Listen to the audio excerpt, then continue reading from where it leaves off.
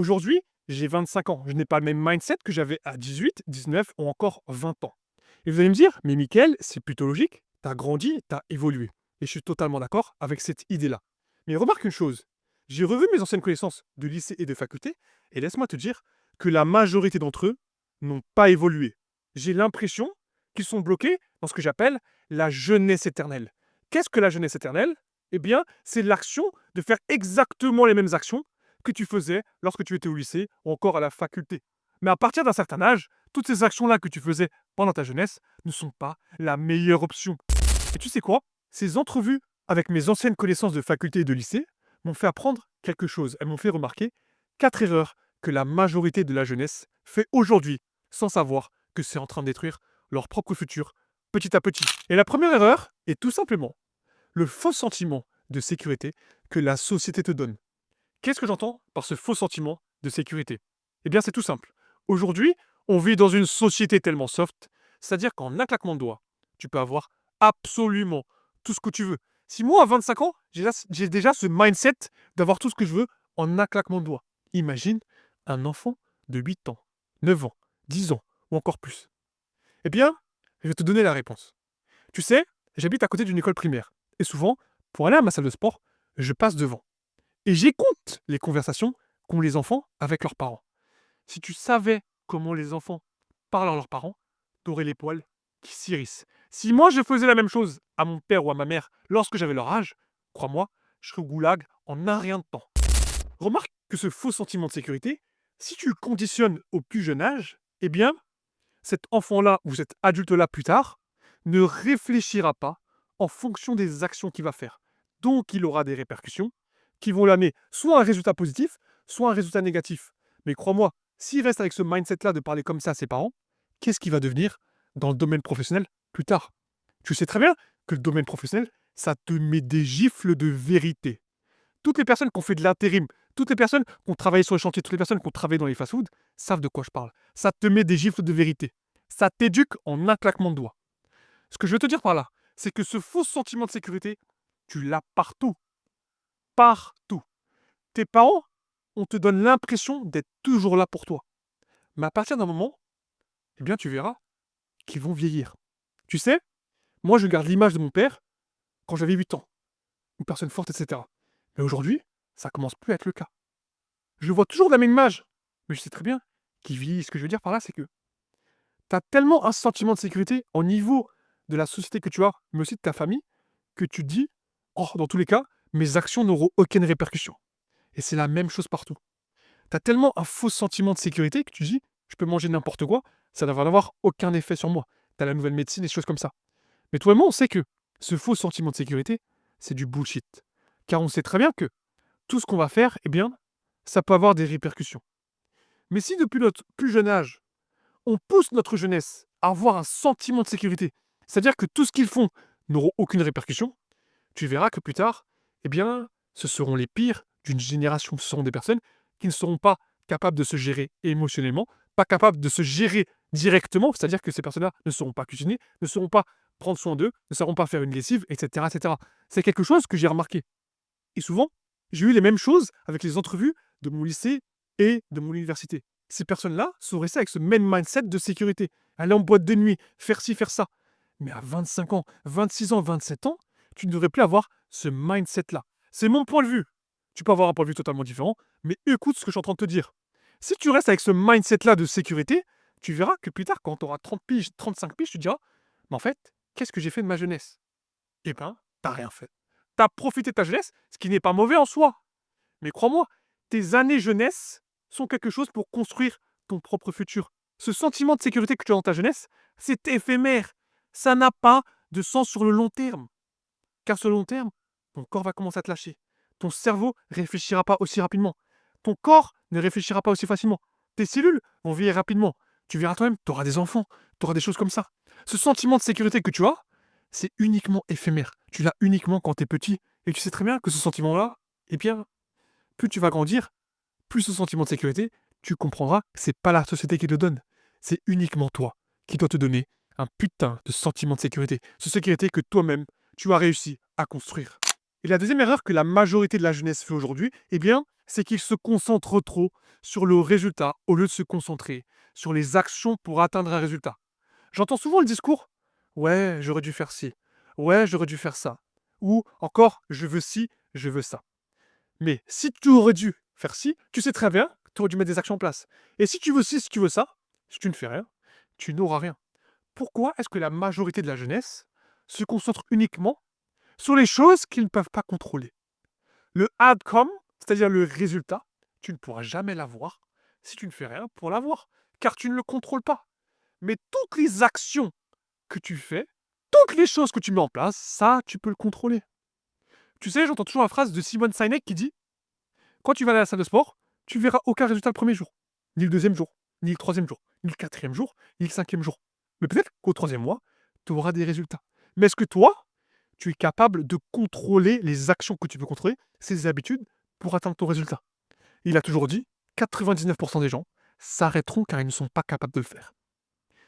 Ce que j'entends par là, c'est qu'aujourd'hui, sur n'importe quels réseaux sociaux, tu vois tout et n'importe quoi. Tu as des très bonnes choses sur les réseaux sociaux et des mauvaises choses. C'est-à-dire que tu peux scroll, tu peux avoir des idées business. Tu peux scroll, tu peux avoir des fesses. Tu peux scroll, tu peux avoir des trucs intéressants. Tu peux scroll et avoir des trucs totalement inutiles. Ce que je veux te dire par là, c'est que, en fait, tu es tellement bombardé d'informations que toi-même, tu sais même pas quelle action mettre en place pour atteindre ci, pour atteindre ça. Car tu es tellement perdu que tu dis: bon, dans tous les cas, j'ai encore ce sentiment de sécurité, alors que ce n'est pas le cas. Je vais te dire une chose, et la Bible a toujours dit, et je le dis toujours en vidéo: ce qu'un homme sème, Dieu t'aidera à le semer en retour. Qu'est-ce que ça veut dire? Eh bien, c'est tout simple. C'est-à-dire que toi, avec Dieu, c'est comme un capitaine de bateau. Lui va te diriger, mais si tu pousses pas, eh bien, tu n'arriveras jamais à la destination. Ou c'est comme un navigateur de bateau. Le mec, il sait où il va aller, mais tu dis: mais comment il sait? Il est en plein milieu de la mer, mais il sait où il va aller. Parce qu'il sait qu'il doit faire des choses pour arriver au putain de résultat. Tout simplement, imagine que toi, tu es au milieu de la mer. Tu veux atteindre un objectif. Tu sais comment y aller. Bah, tu mets les actions en place pour y aller. Tout simplement. Juste que la jeunesse aujourd'hui n'ont pas cette optique-là. N'ont pas cette optique, cette ténacité, cette persévérance, cette résilience sur absolument tout. Ils ont toujours cette idée: boah, je peux le faire demain. Boah, dans tous les cas, ça ne me servira à rien. Toutes ces façons de penser, eh bien, te détruisent petit à petit. Parce que toutes les actions que tu veux contrôler, tu les détruis avec des mauvaises choses et tu n'atteindras jamais le résultat que tu souhaites atteindre. La troisième erreur que la majorité des jeunes font aujourd'hui, eh bien, on va parler d'une façon imagée, histoire que YouTube ne nous censure pas. Eh bien, c'est tout simplement que l'homme et la femme pensent trop avec ce qu'ils ont entre les jambes. Qu'est-ce que j'entends par là? Eh bien, c'est tout simple. L'homme cherche trop à tremper son cookie et la femme cherche trop à se faire fourrer le four. Encore une fois, si tu n'arrives pas à contrôler tes pulsions, tu n'avanceras pas dans ta propre vie. Qu'est-ce que j'entends par là? La majorité des hommes, quand ils parlent au sexe opposé, ils s'imaginent des scènes bizarres, surtout quand tu es jeune. Et c'est pas la meilleure option à faire. Et encore, je parle une fois d'expérience, parce que j'ai vécu ça quand j'étais jeune. J'avais les hormones à fond, j'avais la testo à fond, c'est plutôt logique.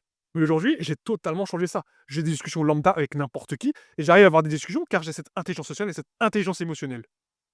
Mais crois-moi, quand tu es jeune, que tu sois un homme ou que tu sois une femme, tu as tes hormones tellement à fond que tu penses uniquement avec ce que tu as entre les jambes, sans savoir que les relations que tu vas avoir vont te détruire petit à petit. Et c'est ça le plus gros problème. Les relations que tu vas avoir, les relations d'un soir ou peu importe les relations d'une semaine, d'un mois, vont te détruire petit à petit car tu as trop pensé avec ce que tu as entre les jambes. Regarde une chose. Si toi tu es un homme ou soit tu es une femme que tu me regardes, tu penses réellement que toutes les choses que tu fais avec ton corps ou toutes les choses que tu fais avec une autre personne n'aura aucune répercussion sur ton mindset, sur ton physique, eh bien crois-moi, tu te fourvoies totalement. Ton ocytocine, tes hormones, ta testo, ton oestrogène te diront totalement le contraire. Si tu pleures pour un guignol qui ne t'a rien apporté dans ta vie, c'est pour une raison. C'est que tu lui as laissé entrer dans ta vie. Et c'est la même chose pour les hommes.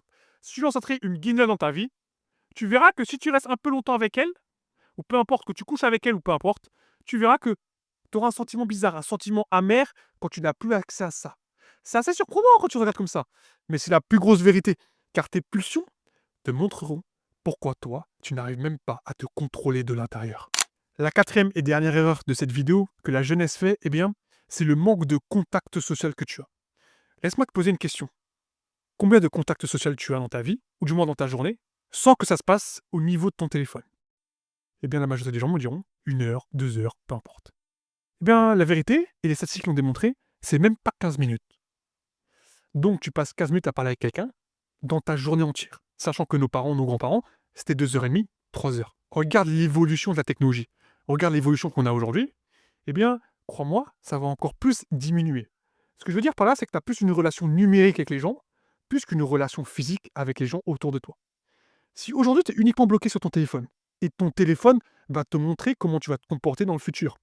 Car oui, aujourd'hui, la majorité des gens ont plus la facilité de parler avec leur téléphone que parler dans le réel. Car ils vont rougir, ils n'ont pas les mêmes sentiments, ils n'ont pas les mêmes sensations, etc. Et c'est plutôt réel.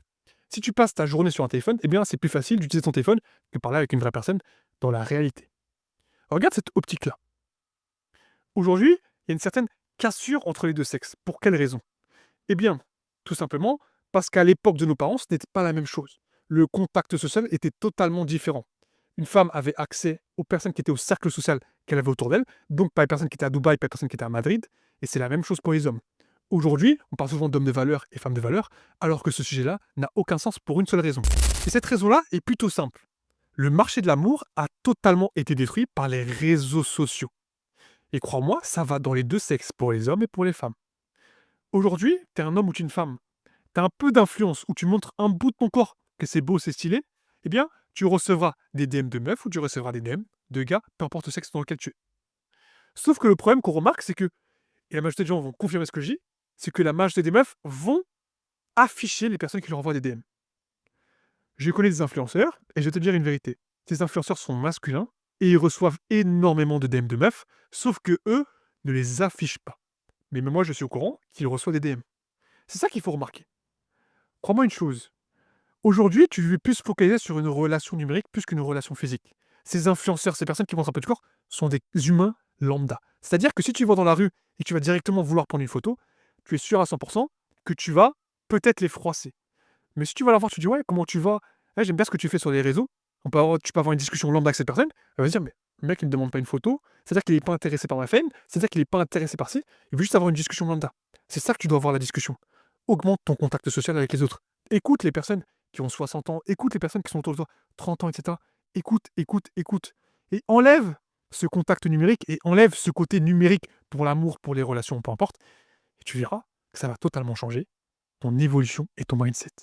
Merci à tous d'avoir suivi cette vidéo. C'était Mickaël, marche avec confiance, marche avec vérité. Prenez soin de vous. On se retrouve pour la prochaine vidéo.